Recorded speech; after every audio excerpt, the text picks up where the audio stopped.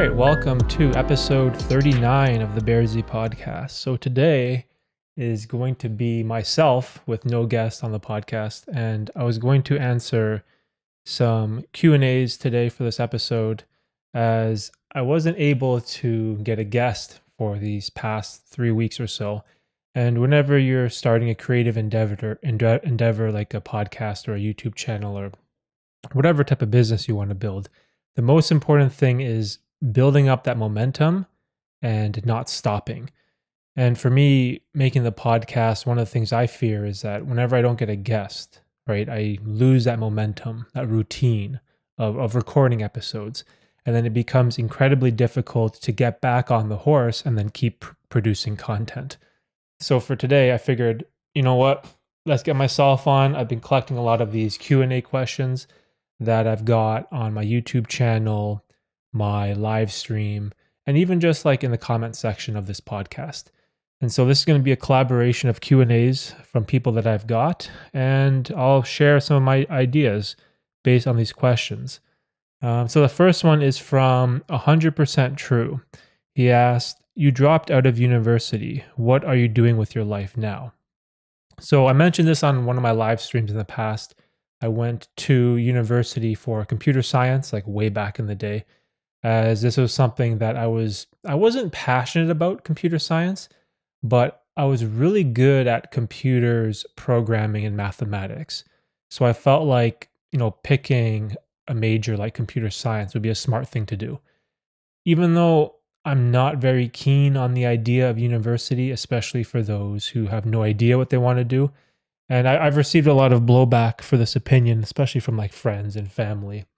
Maybe this is a good time to explain my point of view, but I feel like going into post-secondary education, whether that's college or university, in a program that you're not fully invested or passionate about is just committing financial suicide.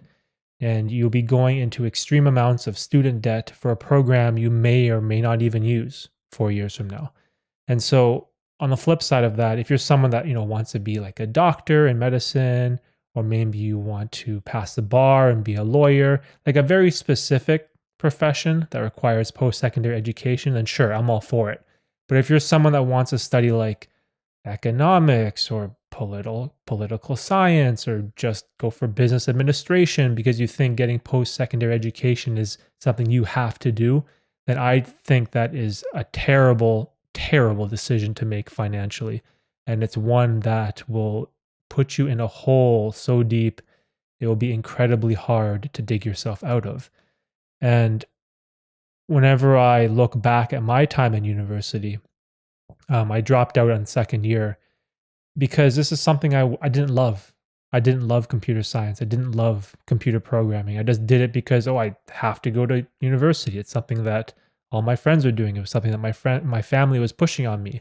And so I was sort of forced into doing it and just wasting my time, wasting my money, and just wasting my energy. And so to answer the second part of your question, what are you doing with your life now? So right now, I am working for a Fortune 500 company as a courier, which has, pretty good benefits. But the main thing that I'm doing now is searching for my passion, or that's what I have been doing these past 5 years or so, like finding work that I love. And that is what the most important thing young people should strive for, is finding your purpose in life, finding work that gives you fulfillment. Because doing some type of job just for the pay, or going to university for some type of bachelor's degree just so you can, show off to your friends or family or do your parents proud, like at the end of the day, what's really, really important is finding work that you love and finding work that you're passionate about. And it just makes it, for me, it just makes me so happy, doing things that I love to do. And that is content creation, videography, storytelling, creative writing, live streaming, podcasting. It's funny because I came from an analytical side where I was good at the maths and sciences. I wasn't very good at English or creative writing. I hated doing essays. I wasn't good at any of that stuff in high school. But now, in hindsight, that's what I love. I love the arts. I love anything creative. And so it's kind of funny because sometimes I think like, do I wish I finished university and got my degree because I would have a higher paying job? But also, would I be happy? Probably not, because I'd probably be miserable, stuck in a cubicle, working a 9 to 5, doing a work that gives me, or doing a job that gives me no fulfillment in my life. And this is where people's anxieties stem from when they live a life that's unfulfilling, where you're stuck in rush hour traffic. You're cursing the 9 to 5. And these are all these problems that, are unfortunately very common in the workplace, right? And these are ones that I try to avoid at all costs. So that's basically what I'm doing now, and we'll see how the future goes. Next question is from Lay Corsair. What business venture have you got into recently? Okay, so this is pretty interesting. What business venture? Probably I have been working with a friend as sort of like a backup videographer, someone to record videos, and he works for Major League Baseball. And so, I offered like my services, or I wanted to to help him out with a video that he was making for the Detroit Tigers. Now, Detroit is in Michigan, which is like, I don't know, maybe like a 4-hour drive from where I live. So, it's not too far away. And so my idea here was that in long term, if that could branch out into like doing videos for like the NBA, like that would be like like something I'd cross off my bucket list. Like doing anything with the National Basketball Association would be like absolutely amazing. Because after videography and all this content creation stuff, my second passion in life is basketball. It's a sport that I love to do, love to play, love to follow, love to watch, love to ref, coach, like everything. I love everything basketball. And so this business venture is interesting because if there is an opportunity for you to work with someone who is better than you or more successful than you, offer your services for free. Be like, hey, you need some help, you need a second hand, you need someone to come with you, or shoot some B-roll, or get some like side clips, or give them ideas, like anything like that. Like that is an amazing opportunity to take. So that is hopefully one business venture that I'm sort of playing the long game. Maybe it will lead to something in the future, but we'll see for now. Next question is from Naman Mishra. Sorry if I mispronounced your name, but he asks, any book recommendations? Oh, okay. That's book recommendations. So recently I've been reading a lot of Malcolm Gladwell. Probably Outliers is his best book, in my opinion. I think Blink was also pretty good. Highly recommend anything written by Malcolm Gladwell. He is, I believe he's a New York author. What else is super good? Okay, anything by Nassim Taleb. He's probably one of my favorite authors by far. The only issue I have with Nassim is that he has sort of like a writer's attitude, and he's very arrogant in his writing in the form of the type of language he uses in his sentences, which causes his books to be incredibly difficult to read and comprehend. Like there's sometimes in his books where I'll read a paragraph and I'll struggle to understand what I read, which causes me to have to go back and reread the sentence and even like use a dictionary and look up certain words. Like that's a type of like arrogance that he uses in his writing. Like he's very intellectual. He's very smart. He's very intelligent, right? And he has amazing ideas in all his books. I think my favorite was probably one of his most recent books, which is Skin in the Game. Lots of great ideas in there. Probably my favorite is his views on politics. He has like this great hierarchy of a political pyramid where he views his political views based on your environment. So he'll talk like, with your friends and your family, you want to be a socialist and a communist, like here, share everything, you need something, go for it, take it. And then like on different levels of society, he is a liberal, and then he is a conservative, and then he's I don't know what you would call it, like a capitalist. But it's just very interesting. He has like lots of really, really good ideas that are sort of abstract, but are really well thought out and really well written. But the only problem is being able to digest them practically is extremely difficult, and you probably will need a dictionary unless I'm just an idiot or something. But to be perfectly honest, I do struggle with Nassim's books. Any other book recommendations? Anything Robert Greene is really good.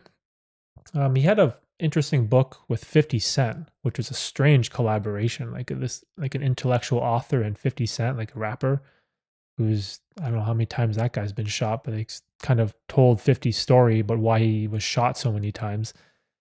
But super interesting. I thought that was a great collaboration. I can't remember the title of the book, but it was Robert Greene and 50 Cent. And aside from that, any of the old philosophy books, in my opinion, are great. They all stand the test of time. Anything from Seneca or Marcus Aurelius, really, really great, insightful ideas based on the human condition, which in Roman times, you would think that these would never hold up today. But it's funny because they actually do. And the things that specifically Marcus Aurelius would think about as an emperor, about like his anxieties, his fears as a leader, how he feels about family and love and compassion. It's like super, super interesting because one of his books, Meditations, it was like his journal. And he never intended for his journal to be publicized as a book. But over the years, I guess, people got a hold of his journal after he passed away, and then it just became a book. And I bought it, I read it again. Very difficult to read because of the language, because of the time that it was written in. So the semantics, I guess you would say, of the type of words and sentence structure in the book is kind of odd and strange. It takes a little bit of time to get used to, but it is one that, again, lots of really great ideas. And also, like when it comes to books, this is how I read books. I'm not a person who reads books front to back per se. I don't really see any value in completing a book. I know there's this thing where people will brag, oh, I finished this many books, or I read this many books. Like, look at my bookshelf. Like, there's like this signaling, this like virtue signaling that people like to do to show how intellectually smart they are with how many books they've read. Whereas for myself, I don't care. I don't care what other people think of me. To be perfectly honest, I could care less. My main idea with books, or my main reason for reading and consuming books, is that I'm looking for ideas. I'm looking for core ideas in the book that I can extract, think about, and then apply to my life. Reading the entire book front to back, it doesn't give me anything, because more often than not, I find it that I can't recall half of the book. Like if you were to read like a 600-page book, like how much of that do you actually put to memory? How much of that can you actually recall? Whereas instead, if you pick out 3 or 4 really, really good ideas from the core text of the book, now you can like think about them deeply and apply them to your life. So that's sort of like how I read books generally. As behind me on my shelf, I don't know how many books I have, how many physical books, maybe like 10 or so. And I think I've only read like 2 of them front to back. Yeah, probably just 2. And I think that's it. Any other book recommendations? If I want to go off topic, let's see. Say if you wanted to read anything in personal finance, I love The Psychology of Money by Morgan Housel, and for like a recent book. And I really like The Richest Man in Babylon, which is an extremely outdated book, but it surprisingly holds up today. With, again, a lot of good ideas in that book for personal finance. Let's go to the next question. Again, from 100% True. What countries have you been to? What countries have I been to? Definitely. Well, if I count the U.S., would I count states? Because like I feel like the U.S. states are almost like individual countries in their own. But I'll quickly just go through the U.S. I've been to like California, Hawaii, New York, New Jersey, Vermont, all those type of places, Florida. Outside of North America, I've been to, let's go with Europe. Where have I been in Europe? I've been to Austria, Italy, Switzerland, Germany. And I think that's it for Europe. And then in Asia, I've been to China, South Korea, Thailand, and Japan. And I think that's pretty much it. I haven't been anywhere in South America, and I've been to like Cuba. Oh, and Bermuda. I lived in Bermuda actually for 5 years when I was a kid, from 1 to 5, I think, or 1 to 6. Our family lived in Bermuda for 5 years. That's an interesting little island. It's basically American. Everything there is American. Everything there is super modern. But they have this interesting way of living where they'll kind of import professionals on like 5-year terms, and they'll get you to train the locals in your profession, and then you have to leave, which seems kind of strange. But like my dad accepted a job there, and he was a professional chef. And so I think he got a job there for 5 years to run the cruise ship, and he would teach the locals how to cook or run the food business, and all the ins and outs of how a cruise ship works, or how you would serve food at scale.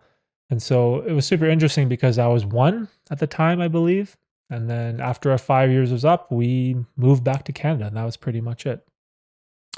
Any other countries? No, I think that's it. I think I named all of them. All right, next question we have from Forrest. If you could be an onion, how many layers would you want to have, and what would they be? Oh, okay. So I remember Forrest asked me this question during my live stream. I mean, she always has great questions for me, and this one was super interesting because it kind of caught me off guard. So I wanted to add this in the podcast, but I sort of thought about this more this past week, and I was thinking, like, if I was an onion, and like how many layers would I have? I would honestly want to have layers that come in the form of decades.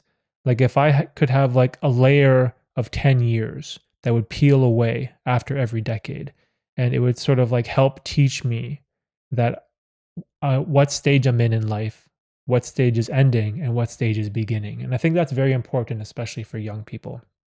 As this was something I never thought about, because like when I was 1 all the way until even like 25, it was just one giant blur. There was no distinction between decades or stages in my life. But if I were to structure it as an onion in 10-year segments, year 0 to 10, it's sort of like your learning phase, playing phase, you're kind of just having fun. And then 11 to 20 is when you figure out, what you like, who your friends are, what your interests are, and you really start to discover the world as you become an adolescent, a teenager, and eventually an adult. And then 20 to 30, in my opinion, is the most important layer where you make the most important decisions in your life. And this part is huge because, again, this is where you're either entering the workforce, or you're going to college or university to get a degree, or maybe you're starting a business, or maybe you're going to travel the world and figure out who you are. Like there's so many massive decisions that you make in your 20s to 30s that will determine the rest of your life, where I feel like that layer is one of the most important times in your life. Because even when you're 16, 17, 18, your parents still provide for you, right? The parents will hopefully, you have good parents and you can still live with them, right? And they'll cook for you and all this type of stuff. But eventually when you become an adult in your 20s and 30s, hopefully you're hitting a stride and you're starting to figure things out. Maybe you're really into accounting and you want to go into college, for example. Or maybe you want to start a photography business, right? And you have like a love and passion for cameras. And so you go and do that. And I feel like, so this layer is super, super important because it will set you up for the rest of your life. And I feel like young people need a tremendous amount of guidance, especially in their early 20s. And it was something that I kind of struggled with for the longest time. And it was one where I had no idea what my passion was. I thought my passion was computer science. I thought I was meant to be a programmer. But now, as you can clearly see, I have no interest in anything computer related as for a job anymore.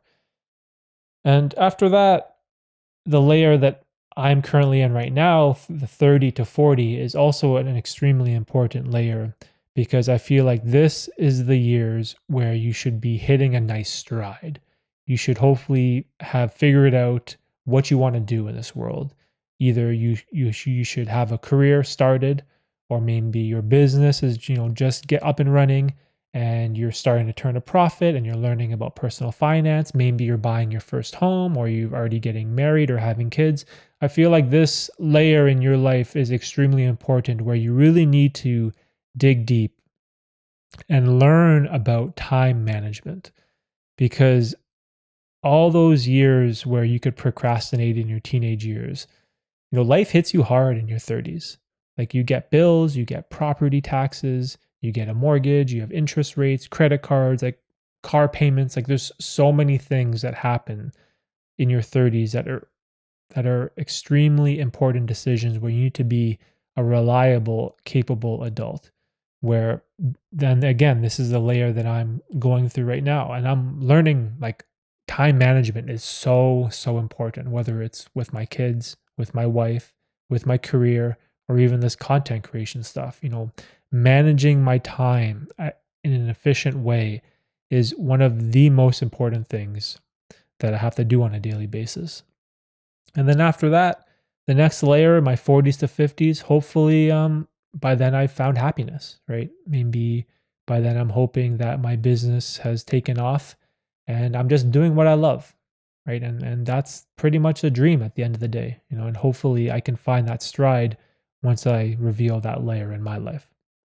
Okay, next question, again from Forrest. When you took psychedelic mushrooms, did you get superpowers? Okay, so that's a super interesting question. So, for anyone that doesn't know, I am an avid user of psychedelics. I believe psychedelics are one of the most beneficial. Unfortunately, they're considered drugs that can improve your life in so many ways. I've used high dosages of psychedelics for introspective experiences, to overcome my ego, to become a better human being, to learn how to be a better father, and just be a better person. Like there is this introspection that psychedelics forces you to go through your own bullshit. It makes you face your fears. It makes you confront your anxieties, and you're trapped. When you go through a psychedelic experience, you can't back out. And it's one where you're forced to face your ego. But on the flip side of that, I'm also a huge proponent of microdosing. And this is massively helpful for my creative writing. And when I say microdosing, I'm saying like 200, 300 milligrams, where a psychedelic experience at a higher dosage would be like 3 or 4 grams. So like the 200 milligram range, you don't get the hallucinations, you don't get the ego death, you don't get the introspection, but it opens these neurological pathways in your brain, or at least this is what I have found through my own personal experience, and it's that it just makes me think about things in a completely different way, and it opens up my mind to new possibilities, and it just makes me a better writer. And so that's my past history with psychedelics. Now, to answer the question, when I took psychedelics, did I get any superpowers? I think there's only one time I can remember where I vividly would consider acquiring some kind of superpower that'd be worthy to describe as a superpower. And it was when I took a heroic dose of mushrooms, which is a dosage that makes you experience ego death, which is a very intense experience, which was a 5-gram dose. I had improved vision, which was very strange because I'm someone who regularly has to wear glasses. And so I don't have the best eyes. But when I was going through that 5-gram trip, I was outside looking at a lake. And across from the lake, there was other cottages and boats and docks and stuff like that. And everything was sort of like a mishmash blur of green and blue. Like I could see the shoreline, but and I could see the trees, but there was no definition. It was just like blurry because it was too far away. And what's interesting is that maybe 40 minutes into the psychedelic experience, um, my vision started to improve. And it was very strange because I could see clearly like a flag on the other side um, of the lake. And I could see like a chair, a bench. Like I could see things that I knew I could not see before. And so I documented this in my trip report. I was like, wow, this is so cool. Like maybe my pupils were dilating in some way and that somehow affected my vision, or maybe it was the hallucinations, which in my mind, I thought I had better vision, right? I don't know. Like I don't know, to be perfectly honest. But in terms of like a superpower, like enhanced vision, where I had improved depth perception, improved range, improved distance, and I could see details from afar away that I could not see before, was super, super cool. Um, how long did it last though? Not very long, maybe like 5-10 minutes or so. And then I think it faded away, or the psychedelic journey got too intense. So next question from Red. Is 18 millimeters a good lens with the Sony A6400 for cinematic shots? Okay, camera questions. Oh man, this is the stuff that I nerd out on. I love cameras. I love gear. Okay, so is an 18 millimeter a good lens? Okay, so the camera that Red is referring to, the Sony A6400, it's an APS-C camera, meaning that the sensor is a little bit smaller than a normal camera. And so what that means is the focal range, the number is different. So an 18 millimeter lens for APS-C would actually be like a 27 millimeter lens on a standard full frame camera. And so this question gets a little tough because you kind of have to get mathematical with everything. If we're talking about full frame cameras, which is what most people have, 24 millimeters, I think, pretty much does everything for you in terms of wide shots. It's this really nice focal length where it's wide enough you can get a lot of really nice, smooth cinematic shots that has like shows your environment or shows your original scene. And it's like a focal length that I would use for a lot of my gigs when I'd work at an aquarium, for example. And so the 24 millimeter equivalent of that for APS-C will be 16 millimeter. So I really like 16 millimeter for APS-C. So Red is asking, is 18 millimeters good enough? So 18 millimeters is not quite 16. It would be a little bit more tight, so it won't be as wide. But I still think 18 millimeters is good enough. If you need to get that a little bit more wider angle, you might have to take a couple steps backwards to get that type of shot. Now, in terms of, it's funny because I have this camera. The Sony A6400 is one of the Sony cameras I do have. And the lens that I probably use the most for that camera is, I'd say, an 11 to 20 millimeter is what I usually use the most. I really, really like the wide shots. And I use the tight shots every once in a while. So is 18 millimeter a good lens with the Sony A6400 for cinematic shots? I'd say, yeah, good enough, but 16 millimeter would definitely be better. Okay, moving on. Next question is from Swen. What kind of book are you writing? Oh, okay, so this is super cool. I mentioned in my live stream that I started to write a self-help book or a self-improvement book or whatever you want to call it. Now, the kind of book that I'm writing, it's sort of going to be a mix with self-help and psychedelics. And it's going to basically be about my experiences in the self-help world with topics that I've done, that I've tried on myself, and ideas that work.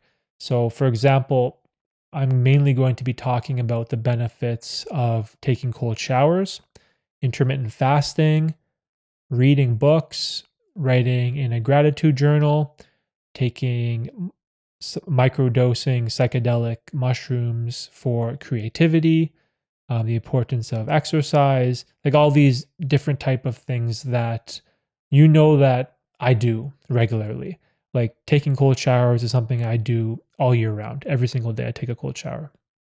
Intermittent fasting is something that I do almost every day. Definitely from Monday to Friday, I follow a strict intermittent fasting routine where I try to go as long as I can without eating food, which is basically food deprivation. There's lots of great health benefits when it comes to intermittent fasting that's coming out now in the literature, in the scientific literature. Like the benefits are just undeniable now. Not only for like weight loss, like I'm talking about like longevity, like extending your life, improving your health, and eating food 24/7. This idea that we have to eat 3 meals a day plus snacks, where your body is always full. You're always constantly digesting food. You're always burning carbohydrates for energy, and you're always consuming calories. And while you're digesting one meal, you're already intaking another snack or meal on top of it. And that is terrible for your body. It is so bad. And from a practical point of view, just think about like giving your body a break, right? Like your body doesn't need to be digesting food 24/7. It's unnatural. This is not how human beings evolved. We did not evolve, our ancestors did not evolve with refrigerators or fast food where they could just go and grab a meal, or they could wake up and just have breakfast right away. And so these are the type of concepts that I'm going to talk about in my book because I think they are extremely beneficial for humanity. And they're ones that I believe in, right? Even though they're kind of on the fringe side, like if you were to ask most normal human beings, they'll say breakfast is the most important meal of the day. And for growing kids, sure it is. But for fully formed, functioning adults, this is 100% false. It's 100% debunked. Breakfast is not the most important meal of the day. This is like this horrible idea that has been ingrained in human society, which is it has been scientifically proven to not be good for you, right? What's good for you is going through periods of food deprivation, giving your body a break. And again, tons and tons of health benefits there. So my book is sort of going to be about a combination of all these things that I've tried, but ones that I've tried and maintained and stayed the course with. I'm contemplating putting meditation in the book, as that is something that I believe in. I believe meditation is extremely beneficial for people in terms of like your mindset, your mental health, and getting rid of your anxieties. But at the same time, I find it incredibly difficult to keep up with a daily meditation habit.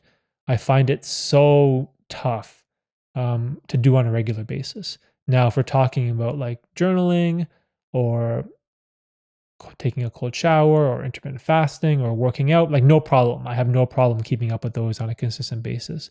But for one reason or another, meditation always seems to slip through my fingers. It's something that I wish I did more regularly. And I know the benefits of it, but I'm just trying to ingrain it into my daily routine in one way or another. So we'll see. The book is definitely a work in progress. I don't plan on finishing it anytime soon. I'm just slowly working on it whenever I can. Okay, next is from Batiste. Do you feel like you have imposter syndrome on some subjects? Okay, so imposter syndrome, it's sort of like when you feel like you're not worthy to talk about something. I definitely have imposter syndrome when it comes to anything videography related or like editing, because I still feel like I'm pretty new when it comes to cameras and editing and filmmaking. Like I started seriously in 2019. I got my first camera, I think, in like 2017. But that's only like 3 years of taking like this whole videography stuff seriously. So there is a level of imposter syndrome, where people ask me questions about this stuff. And even though I know the answer for a lot of their questions, I still feel like an imposter at times. I still feel like a noob who just a few years ago, I couldn't tell you what aperture was. I couldn't tell you what ISO is. I couldn't tell you what white balance is or how many kelvins you need to balance out the yellow light from the normal light bulbs. Like all this type of stuff, I had no idea, right? Like shutter speed, I didn't know what shutter speed was. And so I still have a level of imposter syndrome when it comes to anything dealing with cameras.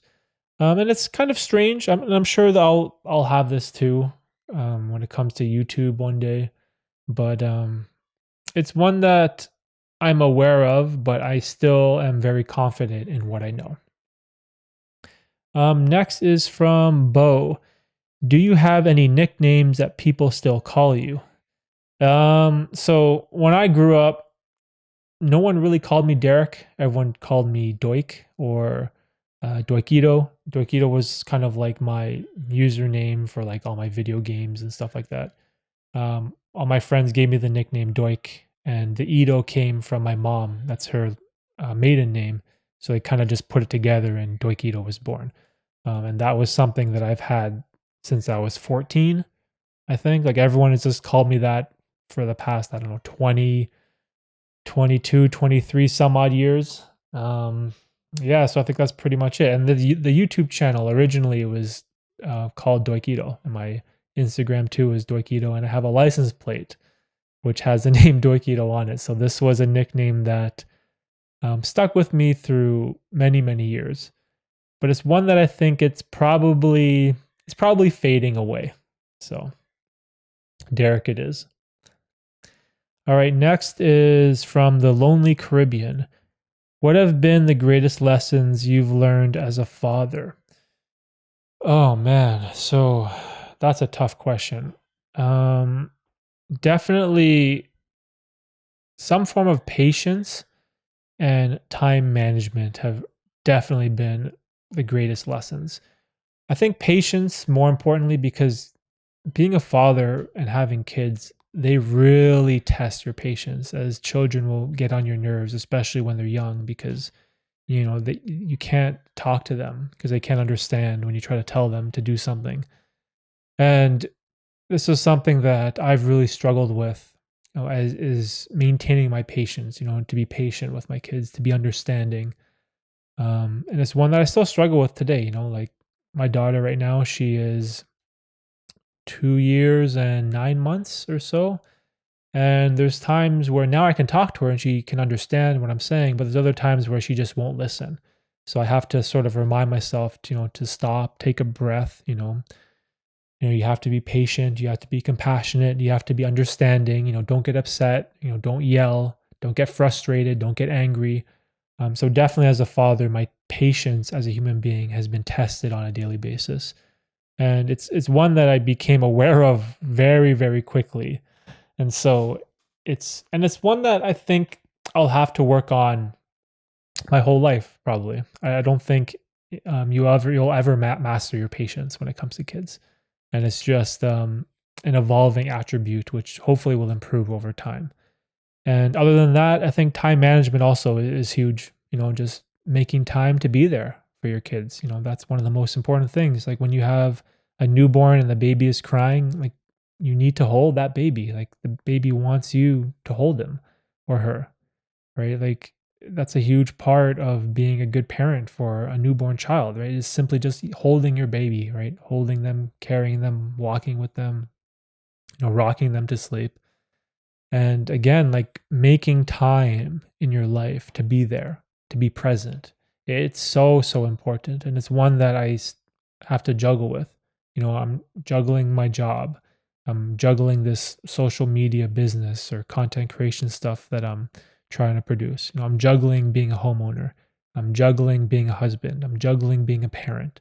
I'm juggling being a son, juggling being a brother, a friend. Like there's so many roles that I play in my life where I have to be very cognizant of where I spend my time.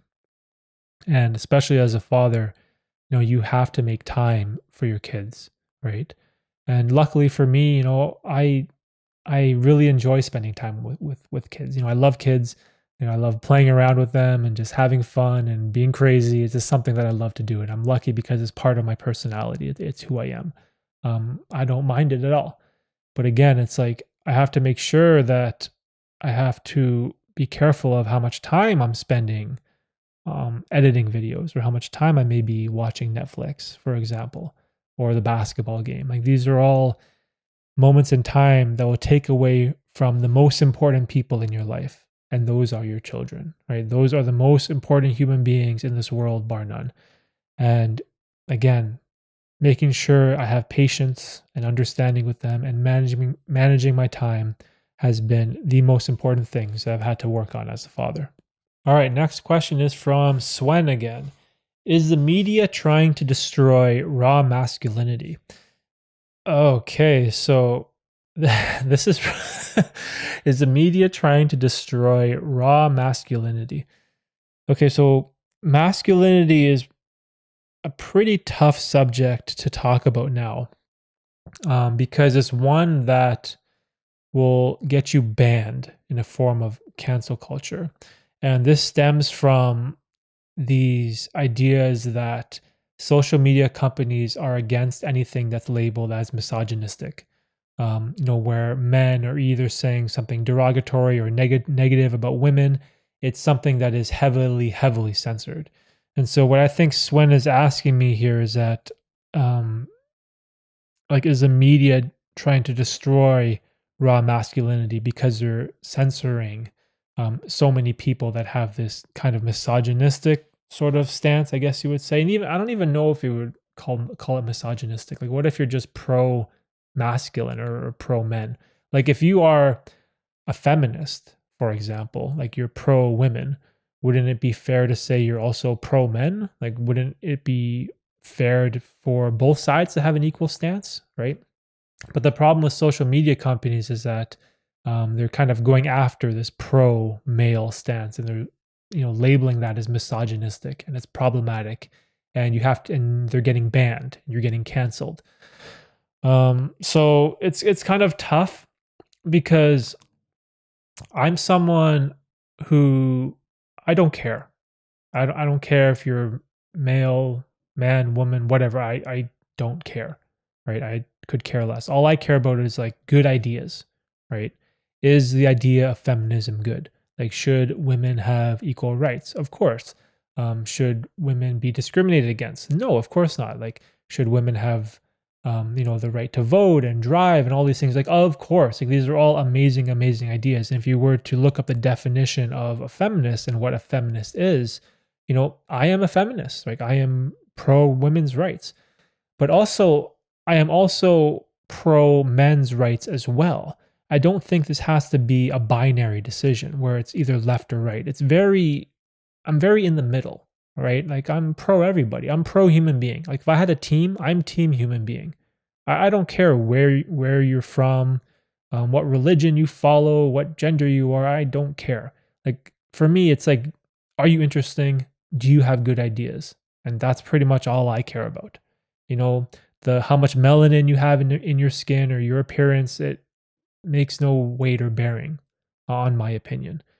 But unfortunately, with social media companies, they've taken this stance where they're kind of going after these creators that are sort of like Andrew Tate, for example.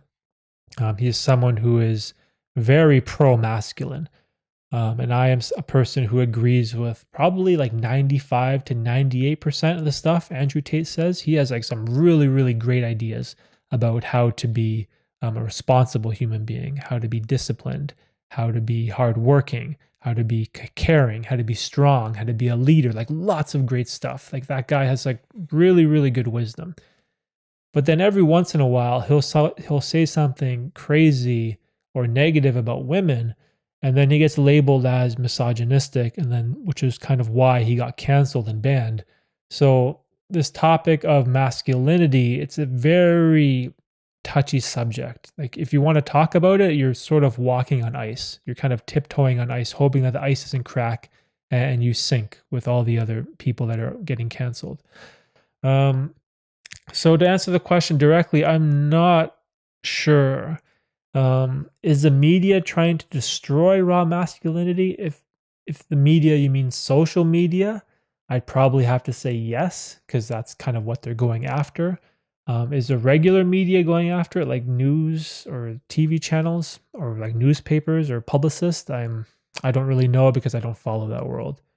But I think the word masculinity, it's definitely becoming a trigger word in this culture of microaggressions and sensitivity, where I don't know, I feel like it's just getting to a point where it's kind of ridiculous. So, moving to the next question from, I don't know how to say your name, Philosvyz, Filosvyz. So his question is, how did you find your passion? Okay, so this was probably, when did I find my passion? This was probably like 5 years ago. So I was what, 32?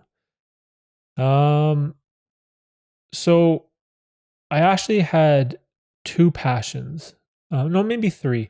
So my first passion in life was kind of like basketball, I guess you would say. And then my second passion was poker, which was something that I did for 9 years as a profession, which was a lot of fun.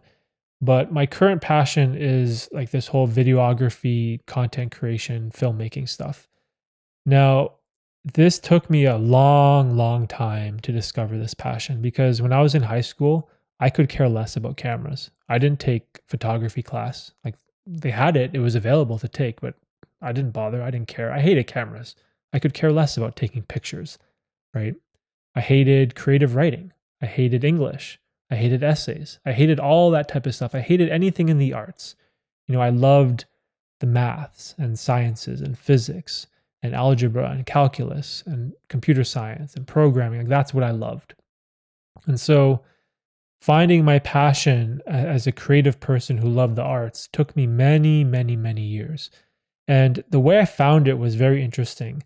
My friend, my friend's friend had a GoPro. I think it was the GoPro Hero. I can't remember which number it was, but it was the black one that had the stabilization. So it had like the built-in gimbal to it. And he was selling it for like super cheap. I think it was like $250 or something, like super, super cheap. And I was like, oh, okay, no, I'd like to have a GoPro. It'd be super cool. Like, maybe take it on a trip or use it when I'm at the cottage at my parents, maybe, take it underwater or something. What, when you have a GoPro, you want to do like really cool videos with it. And I figured, why not? It's only 250. That's super cheap. And so what happened was I bought this GoPro, and obviously I had no idea how to use it. I was just kind of like playing around with it. I didn't know any of the settings. It was just like a toy. It was just a toy for me. And what happened is I started practicing making random videos of me working out and videos of me driving my dad's ATV up north and making videos underwater or when I was canoeing or something like that at the cottage.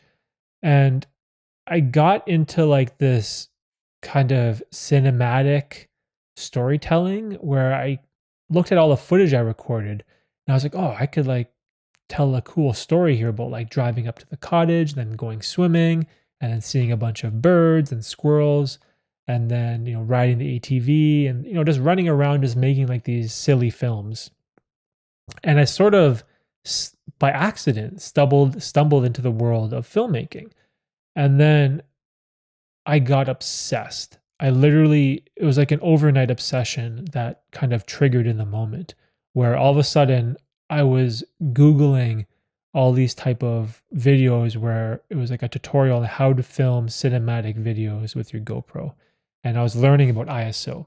I was learning about frame rates and 4K and 1080 and shutter speed and all these different settings on the camera. And I got really, really into it. And then from there, through just like sheer proxy of GoPro to cinematography, I stumbled upon like a Panasonic camera. I think it was a no, not a GH, a GX7 or something. I can't remember what it was called. It was a Panasonic Lumix G7 or something like that, like a really shitty $500 camera. And for whatever reason, I stumbled onto that and I bought it, and then I was hooked. I was hooked with like the lenses, the focal ranges I could make, or I could shoot in. like the microphone and sound design. Like I was just obsessed with all this like filmmaking, videography stuff. And it wasn't until I got into cameras when that was when I really found my passion. And I knew this because on the weekends, when normally I would sleep in on a Saturday, for example, now I couldn't wait to wake up early. And I would get up out of bed, get dressed, run downstairs, and I'd immediately grab my camera and I'd be like searching on YouTube for how to shoot this cinematic shot or how to take this shot or how to do this transition or how to do this edit or this cut. And I was like obsessed. And that's when I knew I found my passion because time began to just fly by and I didn't even want to sleep in anymore. And every day I woke up with a clear purpose. I knew exactly what I wanted to do. It gave me so much joy and excitement in my life. And I was like, holy shit. Like, I think I found it. And this was when I was like 32 or maybe 31. I can't remember exactly.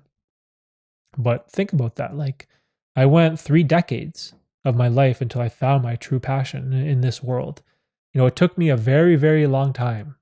Right? A lot of people find their passion in life a lot sooner, and unfortunately for me, I had to go through this long, arduous journey of, finding out when I was 31, 32, but, at least I found it, right? At least I eventually found it. And that's, and it was all because of the GoPro, right? Just buying that simple GoPro and just having fun with it and taking a shot, like making videos for a goof. That was how I found my passion in life, which was something that I'll never forget. Okay, next question is from Martine. I'm very curious about how was your life. Okay, so I'm very curious about how your life was as a professional poker player. Okay, so I was a professional poker player from 18 until 27. So that was like a 9-year period. I basically had my own business as a sole proprietorship where I paid taxes to the Canadian government. I think I was not licensed, but I would claim under as an adult entertainer because at the time there was no category as a professional poker player. Like this wasn't a profession in those days. Like we're talking, let's see, 2002, 2003. Like in those days, no one really knew what a professional poker player was. And the way I found poker was there was one night I was watching ESPN with my brother and my dad at my parents' house, and we saw this thing come on called the World Series of Poker. And we were like, the World Series of Poker? Like, what is that? Is that like baseball, like the baseball World Series, but poker instead, like cards? And so we were super intrigued by like what this was. So we watched this episode of the World Series of Poker, and it was this poker tournament that happened in Las Vegas. I believe it was at the Horseshoe Casino at the time. And it was a $10,000 US buy-in tournament where first place could win $1 million.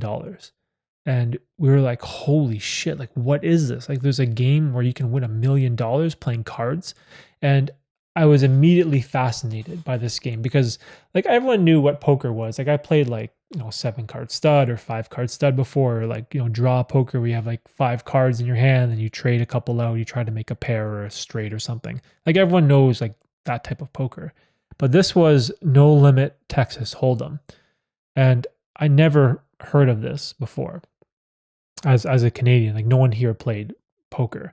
And the poker boom actually happened the year after in 2003 when this accountant named Chris Moneymaker, like his last name was actually Moneymaker and he was an accountant.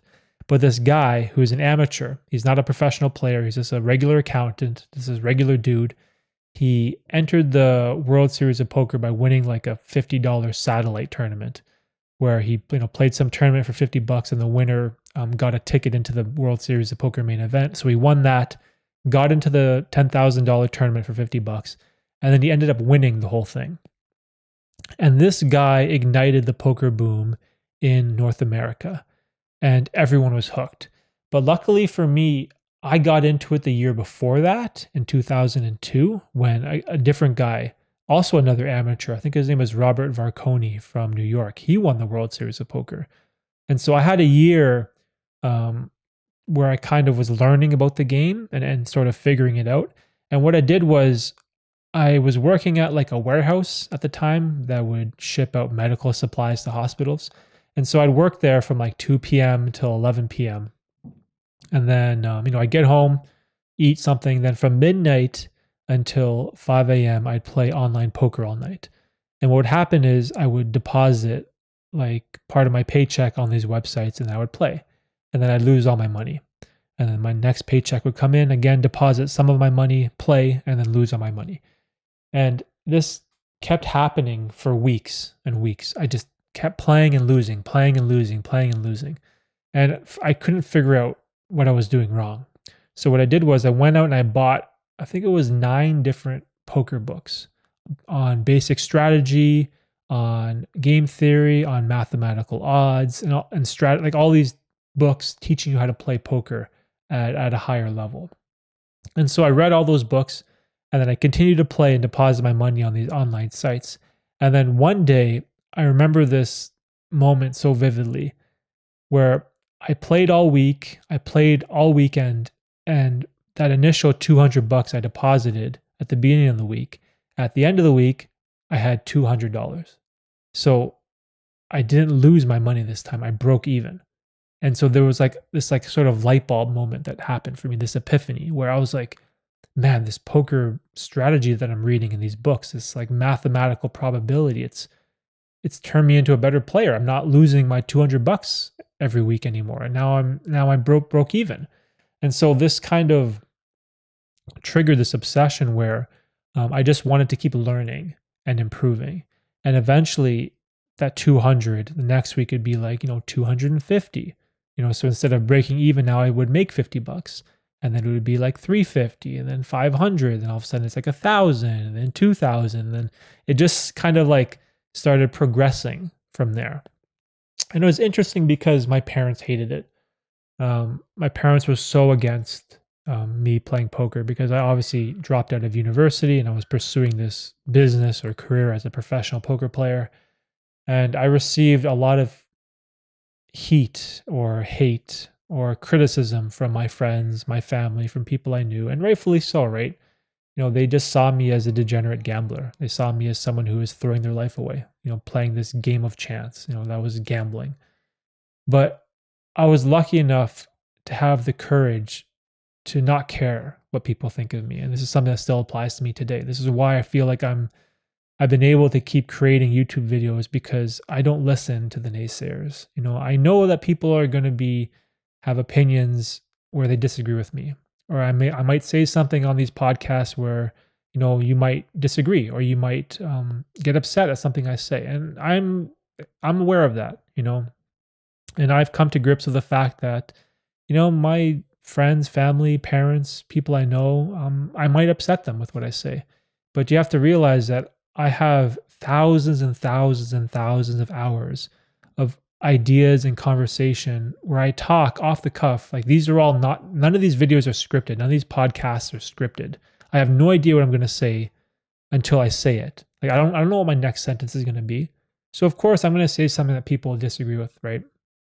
And so I've always been lucky enough to not worry what other people think of me, right?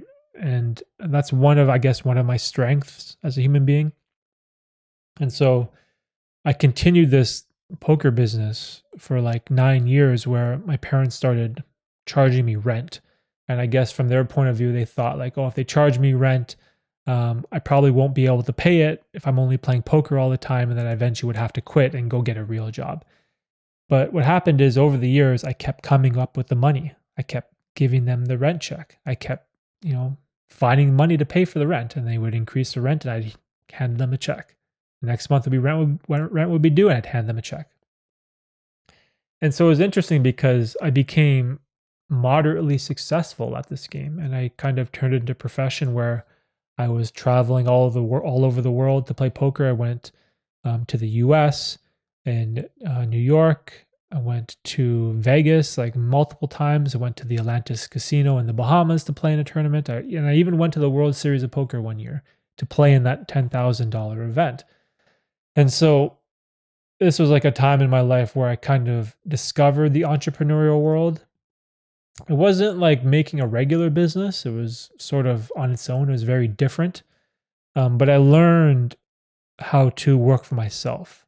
I kind of learned the importance of thinking for yourself, being self-disciplined, not listening to everyone's opinions, doing what you want to do with your life, doing what makes you happy, right? And not worrying about what other people think of you, right? Like, who cares? At the end of the day, we're all just going to die, right? We're all going to die. So who cares what other people think of you, right? Like, why do people get so upset about, comments from others, right? I get it. And maybe some people are more sensitive than others, but that's one thing that's never stopped me.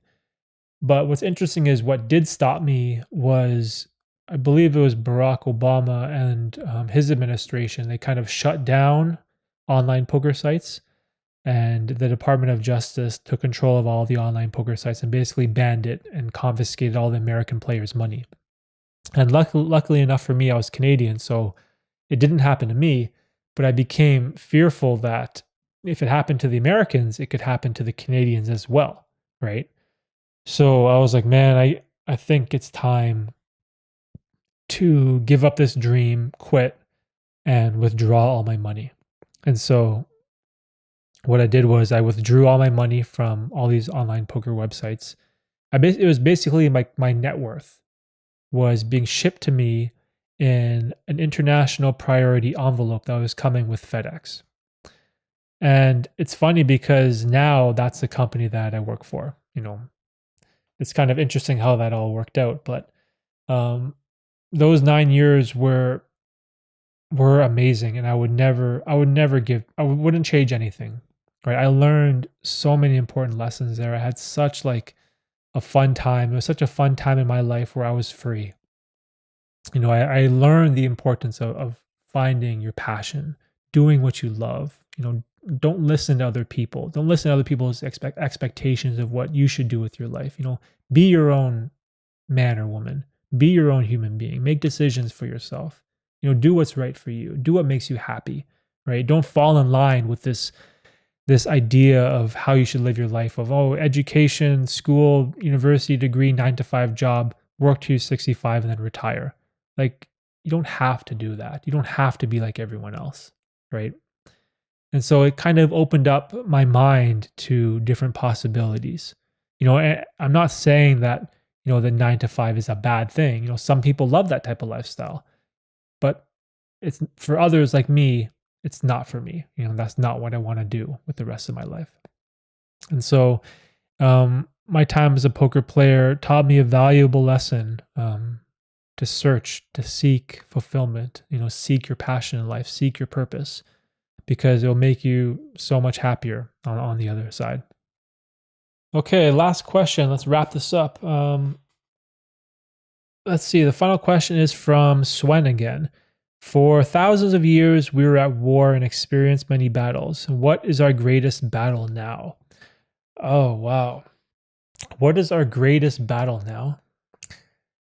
Even though there is like a war going on right now with Russia and the Ukraine, some could argue that's our greatest battle at this very moment. But I think, in all honesty, our greatest battle now is the battle of ourselves and the battle of our minds. And you really see this in the importance and the emergence of mental health, and how people talk more about their mental health, their anxieties, their problems with suicidal tendencies, their problems with fulfillment and happiness, and I feel like the battle of the mind that's our greatest battle that we're all dealing with right now, because this was something that no one ever talked about. Like, when I grew up in high school, we never knew what the word or the phrase mental health was. We didn't know what mental health, I wouldn't even know if it was a thing. Like, no one ever talked about it. But now I feel like it's so important, for people to not just like have a lifestyle where you're healthy physically, but you want to be healthy in the mind as well. And the way that I think about this is that, treating your body right in the physical sense is very easy, right? And we can all see it. If you exercise and you put healthy food into your mouth, then you're going to build a healthy, strong, good-looking body. And people will see that on the outside, and people can see those results immediately. But when you are struggling with your mental health, nobody can see that because it's internal. And when you make strides in improving your mental health, no one can see that as well. So we're playing this invisible game of self-improvement on the inside. And the way that I think about improving your mental health is that right now our greatest war is the fact that we take in too much negativity, whether that's through like social media websites or the news. Like a lot of times you just hear things that are negative, right? And this is sort of like intaking, I guess you would say like junk food for the mind. Like if you were to eat, say like McDonald's or fast food, for example, that's obviously food that is detrimental for your physical health, right? But when it comes to like social media stuff or anything negative in the news, that's sort of like junk food for your mind, or that can be negative for your mental health as well. And so that's sort of like the way that I think about it, where it's not always just about how to get better, but it's also limiting the negative, all the negatives in your life that can bring down your mental health, that puts you in a state of anxiety. And that's part of our big battle. And it's tough because, I could be a hater and talk shit about social media, but I'm also a creator. I'm also a person who puts information out there into the world, but I'm trying to do it in a way that is positive, right? I talk about mental health a lot. This is why I talk about like fulfillment, chasing your passion, doing what you love, right? Not listening to other people, like finding happiness, because all of these things will improve your mental health greatly, right?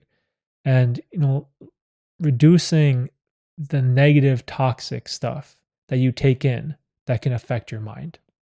And I view that as all, like, as I said, it's mental junk food. That's basically what it is. And you need to find a balance, right? At the end of the day, it needs to be about both physical and mental. But this whole mental health epidemic, or whatever you want to call it, I definitely think that is our greatest battle right now as human beings, as a society. And it's one that I don't even know if it's going to get better or if it's going to get worse, because technology is going to keep advancing, right? Like I don't think smartphones or social media is ever going away anytime soon. I believe these platforms are here to stay, and it's just part of our future, right? And it's either we learn how to adapt and live with our devices and live with social media in a healthy way, or we let it consume us, right? And then we fall into despair. And that's a world that I definitely don't want to be part of. So yeah, so that's my answer. I think that's pretty much it. Had some pretty good questions. These were all taken from my YouTube channel, from the podcast, from the live stream. So for anyone that's watching this, thanks for listening or thanks for watching. I'll see if I can get a guest for episode 40. And if you want to find out with any more work that I'm doing in the future, I do have a website, which is derekbearzi.com, where I have a newsletter. It's like a monthly newsletter. I kind of send it out once a month and talk about sort of what I'm working on, what key dates are coming up, where I'll kind of preemptively announce the type of guests that I have or when I will be live streaming and all that type of stuff. And maybe even have some more information about this book that I'm slowly working on over time. So yeah, so I think that's pretty much it. If you guys enjoyed this type of podcast where I have like Q&A questions and just kind of ramble on by myself, please let me know. I would love to hear the type of feedback from you guys who listen to this regularly. So that's pretty much it, and I'll see you guys next time. Have a good day.